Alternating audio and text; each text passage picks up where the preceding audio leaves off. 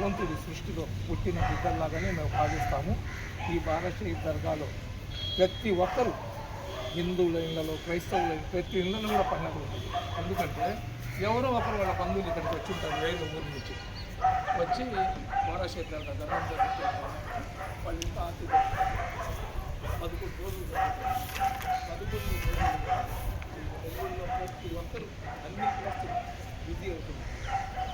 మీరు ఇసుక చేసినా కానీ కింద రాని పరిస్థితి ఉంటుంది.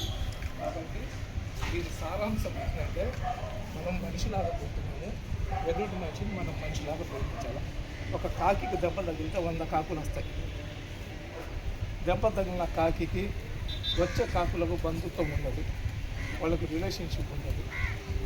అయినా కానీ ఆ కాకికి దెబ్బ తగిలింది కాబట్టి 100 కాకులు వస్తాయి. ఒక మనిషిలాగా మనం వెతికినప్పుడు మానవత్వంతో కానీ మనం ముందుకు వెళితే రాబోయే రోజుల్లో ఆ భగవంతుడు, ఆ దేవుడు, ఆ సర్వేశ్వరుడు, ఆ ముక్కోటి దేవత యొక్క చెడ్డ శిశువు దీవెళ్ళన్నీ మీ మీద ఉంటాయి. మీకు పుట్టబోయే బిడ్డలు వాళ్ళ జనరేషన్ కూడా హ్యాపీగా సస్యశ్యామలంగా ఉంటుంది. భారతదేశం ప్రపంచంలో ఒక ఉన్నతమైన స్థానం పెరుగుతుంది. కాబట్టి ప్రతి ఒక్కరు కూడా మీరు నమ్మే దైవాన్ని, మీరు ఆచరించే ధర్మాన్ని వదలబాకండి.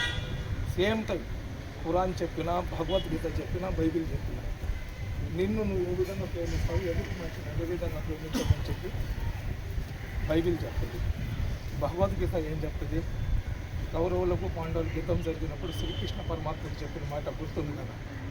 అర్జునుడు అస్త్రాలు కింద వేసేస్తాడు. అప్పుడు శ్రీకృష్ణుడు అర్జునుడు అడుగుతాడు, ఎందుకు నువ్వు అస్త్రాలు కింద వేసేసినావు అంటే, నా ఎదురుగా నా రక్త సంబంధికులు ఉన్నారు, వాళ్ళని ఏ విధంగా నేను వాళ్ళని సంహరించాలని చెప్పి అర్జునుడు శ్రీకృష్ణుడికి అడిగినప్పుడు శ్రీకృష్ణ పరమాత్ముడు ఒకే ఒక మాట చెప్తాడు, ఇక్కడ యుద్ధం జరుగుతుండేది ధర్మానికి అధర్మానికి.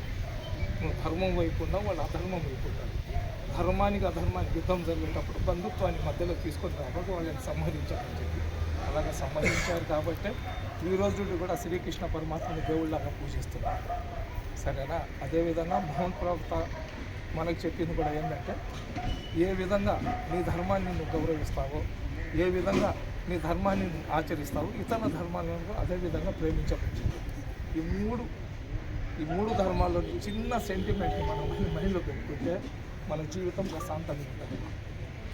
Thank you.